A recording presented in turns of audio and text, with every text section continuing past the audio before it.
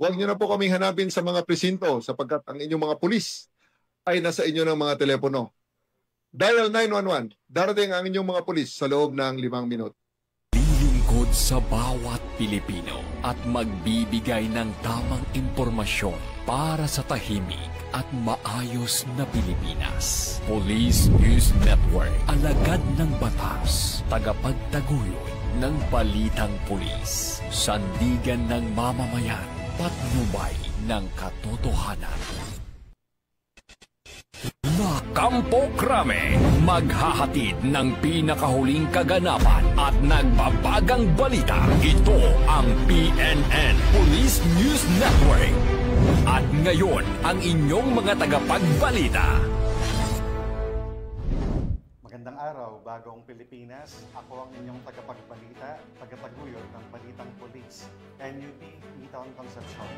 At ngayong araw ng Miyerkules, muli nating makakasama bilang special guest co-host, walang iba si Ms. Vicky Abuel de la Peña, ang ating Miss Universe Philippines Tukban 2024 at Miss Lee Grand Winner 2019.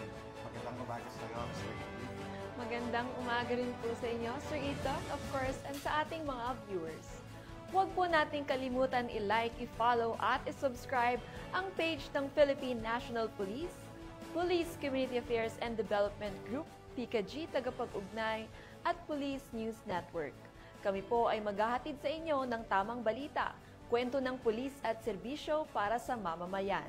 At ito po ang PNP News Online. Ang pangunahing balita ng Police News Network, alagad ng batas, tagataguyod ng balitang pulis.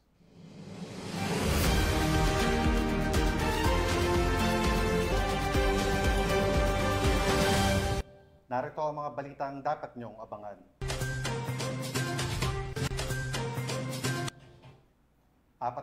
Apat na putsyam na katao nasa kote sa isang linggong anti-illegal drug operation ng PNP Caraga, higit 2 milyong halaga ng shabu nasamsam. Lalaki sa Pangasinan, arestado sa kasong statutory rape.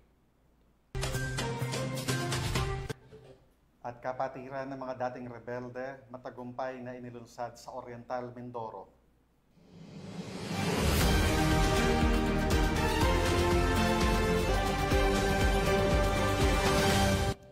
Narito ang mga balitang hatid ng ating PNN correspondents mula sa iba't ibang panig ng bansa.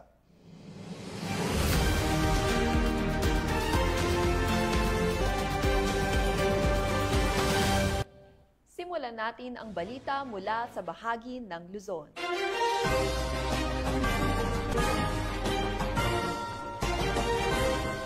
Hindi na nakalayo pa ang isang lalaki, matagal nang nagtatago sa batas matapos siyang maaresto ng San Manuel Police sa bisa ng warrant of arrest para sa kasong statutory rape. Patuloy naman ang panawagan ng PNP sa publiko na makipagtulungan sa mga otoridad sa pamamagitan ng pagbibigay ng impormasyon sa mga pinaghahanap ng batas upang masiguro ang pagpapanatili ng kaayusan at katarungan sa komunidad. Alamin ang iba pang impormasyon mula kay Patrolman Dennis Carinal. Estado ng mga tao ng San Manuel PNP ang isang top 1 municipal most wanted person sa Barangay Gisit Sur, San Manuel, Pangasinan, habang kinilala ni Police Major Tristan George P. David, hepe ng San Manuel Municipal Police Station, ang akusado sa pangalang alias Larry, 56 years old, residente ng Sonto, Barangay Flores, San Manuel, Pangasinan. Dakong alas 10 ng gabi ng maresto ng sabing akusado sa bisa ng warrant of arrest ni Honorable Jacinto Mirin de la Cruz Jr., Acting Presiding Judge, Regional Trial Court, Branch 49, Urdaneta City, Pangasinan, sa kasong statutory rape na walang rekomendadong piyansa. Ang tagumpay ng operasyon ay patuloy ng matibay na ugnayan sa pagitan ng mamamayan at ng pambansang pulisya sa isang mahalagang hakbang upang higit pang mapalakas ang kampanya laban sa kriminalidad tungo sa isang mapayapa, ligtas at maunlad na bagong Pilipinas. Mula dito sa PCAG Ilocos Region, ako po ang inyong Police News Network Correspondent, Patrolman Dennis Carinal, alagad ng batas, tagataguyod ng balitang pulis. Maraming salamat, Patrolman Dennis Carinal. Arestado ang isang binatilyo matapos maakto ang sangkot sa iligal na pagsusugal at nahulihan ng hinihinalang tuyong dahon ng marijuana sa Barangay Manggahan, Pasig City. Ang report mula kay Patrolwoman Ivy Corporal. Naaresto ng mga operatiba ng Pasig City Police Station Follow-up Section ang isang 18 anyos na lalaki sa aktong pagsusugal at pagdadala ng hinihinalang marijuana dakong alas 12:10 ng madaling araw sa kahabaan ng Pechay Street, Barangay Manggahan sa Pasig City. Kinilala ang sospek na si alias Eduardo, binata, self-employed at naninirahan sa nasabing lungsod. Na-recover mula sa lugar ng insidente ang mga mark money at ang 2 sachet ng pinatuyong dahon ng hinihinalang marijuana na tinatayang may bigat na 2 gramo. Dinala sa Eastern Police District Forensic Unit sa Mandaluyong City ang mga ebidensya para sa laboratory examination at sasampahan ang sospek sa kasong paglabag sa Presidential Decree 1602 o Illegal Gambling at Section 11, Article 2 ng Republic Act 9165 o Comprehensive Dangerous Drug Act of 2002. Mula dito sa Metro Manila, ako po ang inyong PNN correspondent, Patrolwoman Ivy Corporal, alagad ng batas, tagataguyod ng balitang pulis. Maraming salamat, Patrolwoman Ivy Corporal. Nagpaabot naman ng tulong ang Olongapo City PNP sa mga residente ng lungsod na lubhang naapektuhan ng malalakas na pag-ulan dulot ng habagat at kasunod na bagyo bilang bahagi ng kanilang makataong misyon at malasakit sa komunidad. Patrolwoman Janice Bulahaw sa report. Bilang bahagi ng patuloy na serbisyong pampubliko at pakikiisa sa paggunita ng State of the Nation Address ni Pangulong Ferdinand Marcos Jr., nagsagawa ng community engagement activity ang mga tauhan ng Olongapo City Police Station Office sa Sitio Iram, Barangay Nucabalan, Olongapo City. Pinangunahan ang aktibidad ni Police Colonel Richie R. Claraval, Officer in Charge ng Olongapo CPO, katuwang ang mga kapulisan ng lungsod at ang mga opisyal at voluntaryo ng barangay. Bilang tugon sa epekto ng Southwest Monsoon at ng 3 magkasunod na bagyong nanalasa sa bansa, namahagi ang mga otoridad ng relief goods, bitamina at nagsagawa ng feeding program para sa mga apektadong residente, partikular ang mga kabataan. Bahagi rin ng aktibidad ang pabibigay kaalaman hinggil sa 911 emergency hotline upang mapalakas ang kamalayan ng komunidad sa wastong pagtawag ng tulong sa panahon ng pangangailangan. Ang inisyatibong ito ay nagpapakita ng matibay na ugnayan at pagtutulungan sa pagitan ng PNP Olongapo at ng lokal na pamahalaan para sa kapakanan ng mamamayan, lalo na sa harap ng kalamidad. Patuloy ang pangakong serbisyo ng Olongapo CPO sa pagbibigay ng tulong at proteksyon sa bawat mamamayan alinsunod sa layunin ng isang ligtas, matatag at makataong bagong Pilipinas. Mula dito sa gitnang Luzon, ako ang inyong PNN correspondent, Patrolwoman Janice Bulahaw, alagad ng batas, tagataguyod ng balitang pulis. Maraming salamat, Patrolwoman Janice Bulahaw.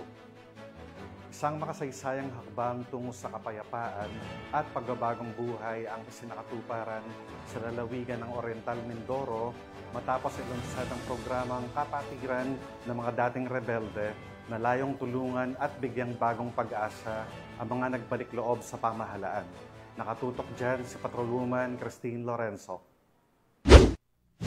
Isang makasaysayan at makahulugang hakbang para sa kapayapaan at pagkakaisa ang sinagawa nitong Hulyo taong kasalukuyan sa Tamaraw Hall ng Oriental Mindoro Provincial Capital sa pamamagitan ng formal na paglulunsad ng kapatiran ng dating rebelde Mimaropa o Kadre Mimaropa sa temang Reconciliations and New Beginnings. Dinaluhan ang nasabing aktibidad ng mga dating rebelde, mga opisyal ng pamahalaan, mga kinatawan mula sa NTF-ELCAC, Armed Forces of the Philippines, Philippine National Police, Office of the Presidential Advisor on Peace, Reconciliation and Unity, Department of the Interior and Local Government at iba pang sektor. Layunin ng Kadre Mimaropa na mapalakas ang ugnayan ng gobyerno at mga dating rebelde upang sama-samang isulong ang kapayapaan, kaunlaran at tunay na pagkakaisa sa rehiyon. Binigyan diin ng kinatawan mula sa NTF-ELCAC ang kahalagahan ng pagpapatawad, pagbabagong buhay at muling pagyakap sa isang mapayapang pamumuhay. Samantala, ang patutuo ng isang dating rebelde mula sa Palawan ay naging inspirasyon sa mga dumalo bilang patunay na posible ang makabalik sa lipunan ng may dignidad at panibagong layunin. Ang pagtatag ng Kadre Mimaropa ay itinuturing na bunga ng whole-of-nation approach ng pamahalaan sa pagsugpo sa insurhensiya, isang patunay na sa tulong ng pagkakaisa at pagtutulungan, maaaring mapalitan ng pag-asa at kapayapaan ang takot at karahasan sa pamayanan.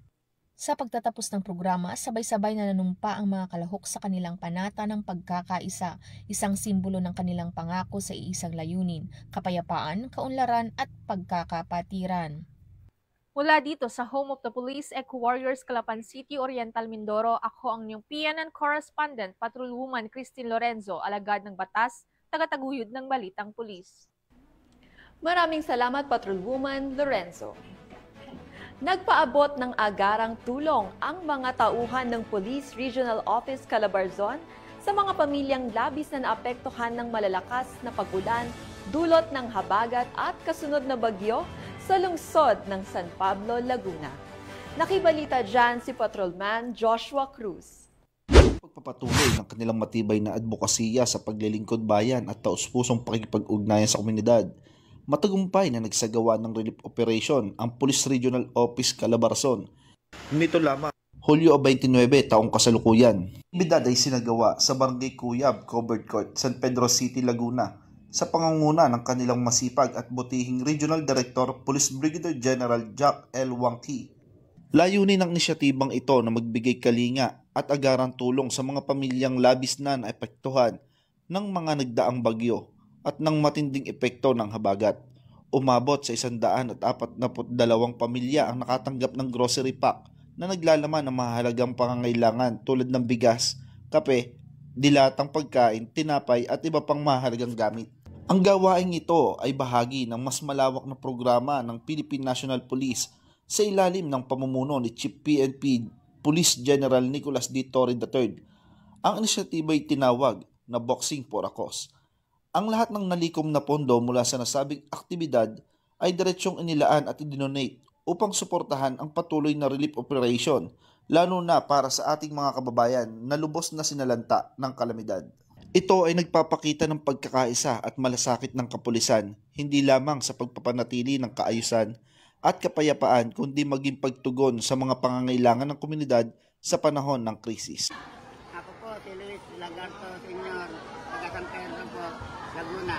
Nagpapasalamat po ako kay Chief PNP Torres Sir Wangki. Bigay po sa relief goods ng aming lahat. Maraming salamat po. God bless.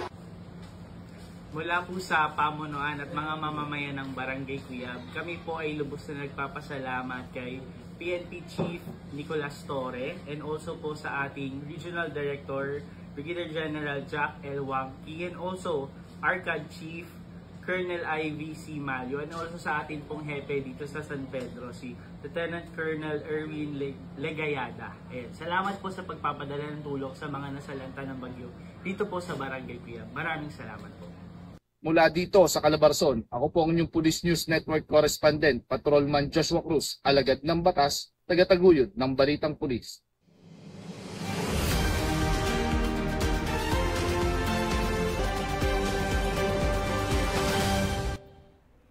Tunghayan naman natin ang mga balita mula sa Visayas.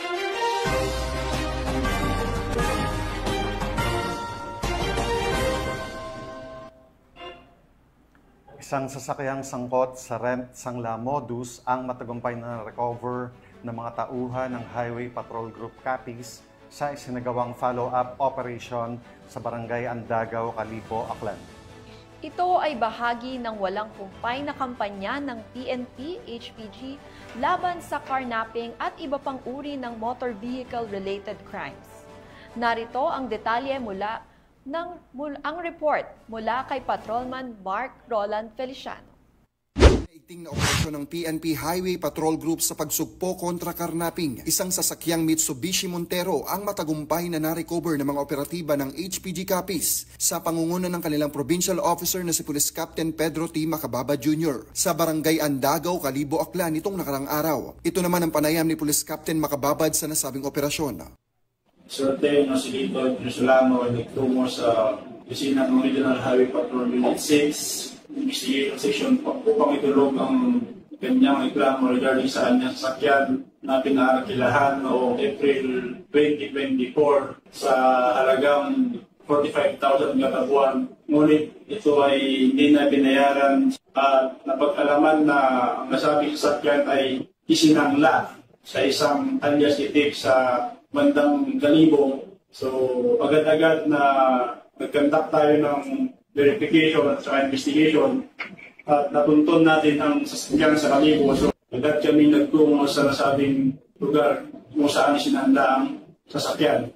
At nung ipaliwanag namin ito sa napagsaanlaan ay agad naman itong voluntaryong sinurrender nang malaman niya ang status ng dinala namin ng nasabing sasakyan sa Regional Highway Patrol Unit 6 para sa macro-routine examination at further verification. Ipinaliwanag ng HPG ang status ng sasakyan at voluntaryo namang isinurrender ito ng possessor. Pansamantalang nasa kustodiya ng Regional Highway Patrol Unit 6 ang nasabing sasakyan at sasailalim sa macro-etching examination ng forensic group. Sa anumang katanungan, reklamo o impormasyon, ang himpilan ng HPG mula Luzon, Visayas at Mindanao ay palaging bukas upang kayo'y tulungan. Kami ang Highway Patrol Group, ang kakampi nyo sa kalsada na patuloy na magbibigay ng serbisyong HPG. Dahil dito sa ating bagong Pilipinas, ang gusto ng pulis, ligtas ka. At sa iba pang balitang serbisyong HPG, tumutok lamang sa aming YouTube channel at Facebook page na Police News Network.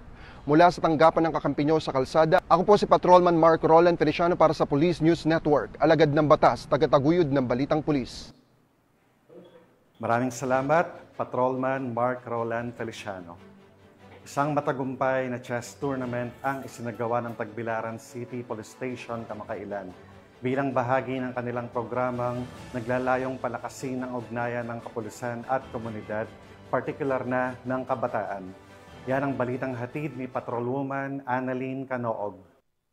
Na isinagawa ng Tagbilaran City Police Station ang COPT-CPS Chess Tournament noong 26 ng Hulyo sa taong kasalukuyan sa Tagbilaran City Hall Atrium bilang bahagi ng pagdiriwang ng 30th Police Community Relations Month at ng Makasasayang Sandugo Festival. Pinangunahan ang nasabing aktibidad ni Police Lieutenant Colonel Giancarlo Oliveres Escobar, hepe ng Tagbilaran City Police Station na naglalayong paglaganapin ng disiplina, estratehiya, sportsmanship, mga katangiang mahalaga sa parehong larong chess at epektibong community policing. Nilahukan ang tournament ng mga kabataang chess enthusiasts, mga bihasang manlalaro at ilang kasapi ng Philippine National Police. Nagtipon-tipon ang iba't sektor upang ipakita na sa bawat galaw ng piyesa ay may layunin ang itaguyod ang kapayapaan at pagkakaisa sa komunidad. Sa kanyang mensahe, binigyang diin ni Police Lieutenant Colonel Escobar ang kahalagahan ng ganitong mga inisyatibo upang higit pang mapalapit ang kapulisan sa pamamayan, lalo na sa kabataan. Isa itong patunay na sa gitna ng aming tungkulin, may panahon pa rin kami para magkipag-ugnayan sa komunidad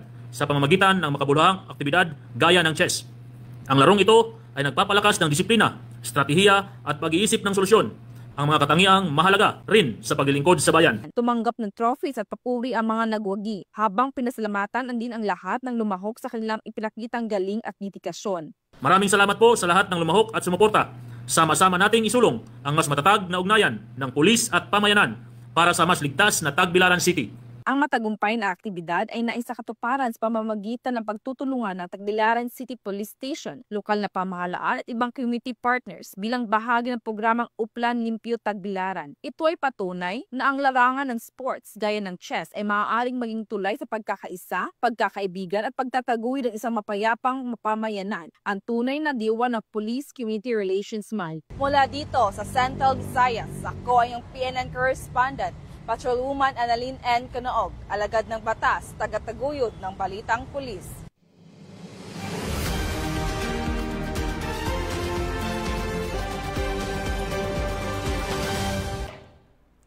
Narito naman ang mga balita mula sa bahagi ng Mindanao.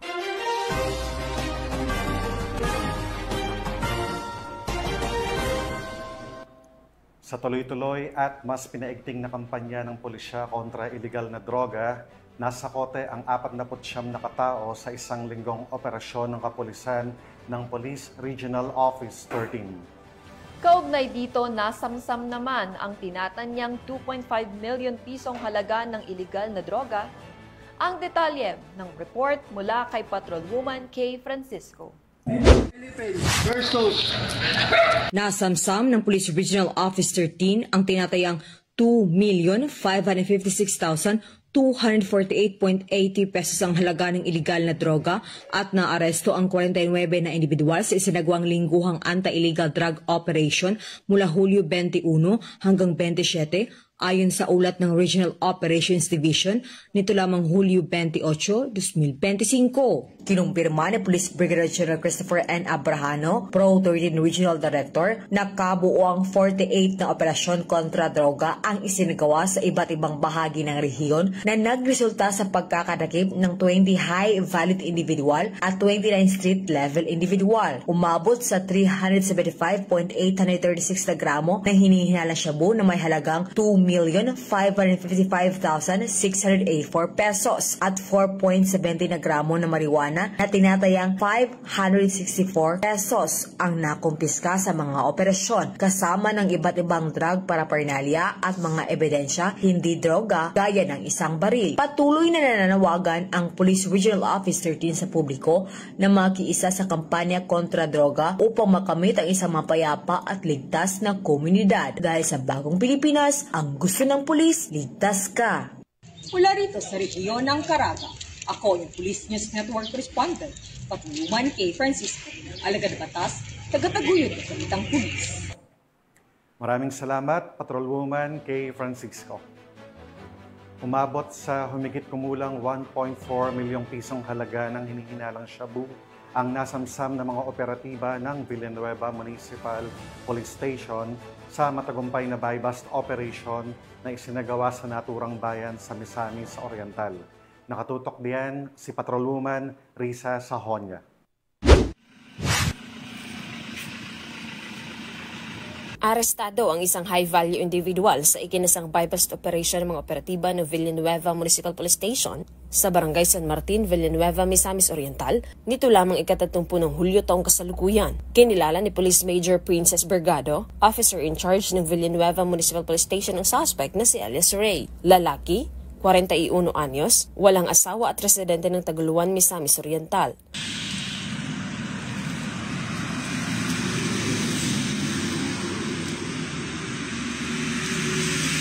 Sa ikinasang operasyon ng mga operatiba bandang alas 2 ng madaling araw ay nakumpiska ang 50 pakete ng hinihinalang shabu na may bigat na 206 grams na may standard drug price na 1,400,800 pesos, isang cellphone, isang wallet at isang 1,000 peso bill na ginamit bilang buy-bust money. Naharap ang suspect sa kasong paglabag sa RA 9165 o Comprehensive Dangerous Drugs Act of 2002.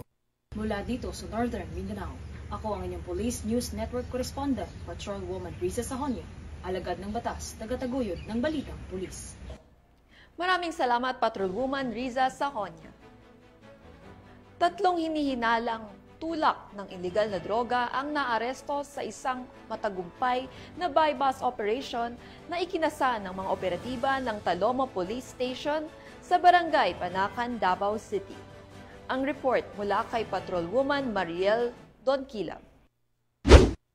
Aresto ang 3 individual, kabilang ang isang street-level individual sa ikinasang buy-bust operation ng mga operatiba ng Bahada Police Station nitong ika-29 ng Hulyo taong kasalukuyan sa Barangay Malagamot, Panacan, Davao City. Kinilala ni Police Major Mark Anthony C. Egos, Acting Station Commander ng Bahada Police Station, ang mga naaresto na sina alias Paul, isang street-level individual, alias Alma at alias Naknak na pawang mga residente ng nasabing lugar. Nakumpiska mula sa mga sospek ang sachet ng hinihinalang shabu na may standard drug price na 10,000 pesos at mga drug paraphernalia. Ang mga naaresto ay kasalukuyang nasa kustodiya na ng Bahada Police Station at mahaharap sa kasong RA 9165 o Comprehensive Dangerous Drugs Act of 2002. Pinaalahanan naman ng mga otoridad ang publiko na patuloy ang kanilang kampanya laban sa iligal na droga at hinihikayat ang mamamayan na makipagtulungan sa pamamagitan ng pagbibigay impormasyon na maaaring makatulong sa pagbuwag ng mga drug syndicate sa rehiyon. Mula dito sa Rehiyon 11, ako ang inyong PN correspondent, Patrolwoman Mariel May Donquilab, alagad ng batas, taga-taguyod ng Balitang Pulis. Maraming salamat, Patrolwoman Mariel Donquilab. At para sa huling balita, timbog ang isang high-value individual sa isinagawang buy-bust operation ng mga operatiba ng Cotabato City PNP, kung saan nasabat ang hinihinalang shabu na may halagang mahigit 200,000 piso. Patrolwoman Maria Senyora Agbuya sa balita.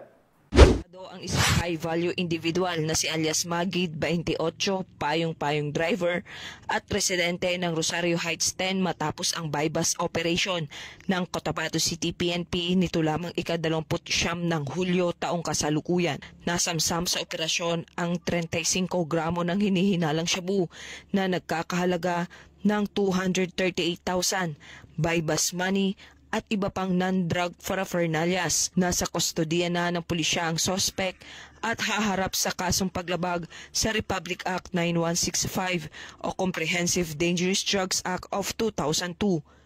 Patuloy naman ang Cotabato City PNP sa mas lalong pagpapaigting ng kampanya kontra illegal na droga upang masiguro ang kaligtasan ng bawat mamamayan. Mula rito sa rehiyon ng Bangsamoro, ako ang inyong Police News Network Correspondent, Patrolwoman Maria Senyora Agbuya, alagad ng batas, taga-taguyod ng Balitang Pulis. Maraming salamat, Maria Senyora Agbuya. At yan ang mga balitang nakalap ng ating PNN correspondents mula Luzon, Visayas at Mindanao.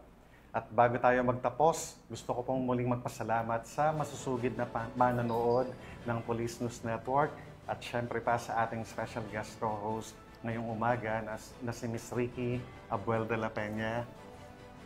Ayun, maraming salamat sa pagpaunlak, Queen Ricky, at sa imbitasyon na maging special guest co-host sa programang ito. Baka may gusto kang sabihin o i-promote na upcoming event or advocacy, Miss Ricky? We are open to aspiring models po. Please support Block Modeling School. Meron po kaming posing workshop this upcoming Sunday. Open to all ages po yan and we don't have any height requirement. And of course, pinapasalamatan at binabati ko rin po si Chief PNP, Police General Nicolas Torre III, Police Major General Roderick Augustus Alba, the Director for Police Community Relations, PKG Command Group na pinamumunuan ni Police Brigadier General Marvin Joe Saro, Police Colonel Joel Serrano, Police Colonel Adonis Guzman, at Police Colonel Joel Ada. And of course, sa lahat ng personnel ng Police Community Affairs and Development Group at sa lahat ng magigiting na pulis sa buong bansa. Maraming salamat po sa inyong serbisyo para sa isang ligtas na pamayanan. At sa ngalan ng pamunuan ng Philippine National Police, sa pangunguna ni Chief PNP Police General Nicolas Torre III at sa pamumuno ni President Ferdinand Bongbong Marcos Jr., kami ay maglilingkod sa bawat Pilipino at magbibigay ng tama at balansang balita. At sa mga mahal naming kababayan, huwag na kayong maghanap ng pulis sa presinto sapagkat sila po ay nasa inyo ng mga telepono. Tumawag sa 911, darating sila sa loob ng 5 minuto dahil dito sa bagong Pilipinas, ang gusto ng pulis, ligtas ka. Mula rito sa tanggapan ng tagapag-ugnay ng Pambansang Pulisya, kami ang inyong tagapagbalita, taga-taguyod ng Balitang Pulis, NUP Eton Concepcion. At ako naman po si Miss Ricky Abuel de la Peña, your Miss Universe Philippines Lokban 2024 at Miss Philippine Youth Grand Winner 2019. Maghahatid ng tamang balita, kwento ng pulis at serbisyo para sa mamamayan. At ito po ang PNP News Online. Ang pangunahing balita ng Police News Network.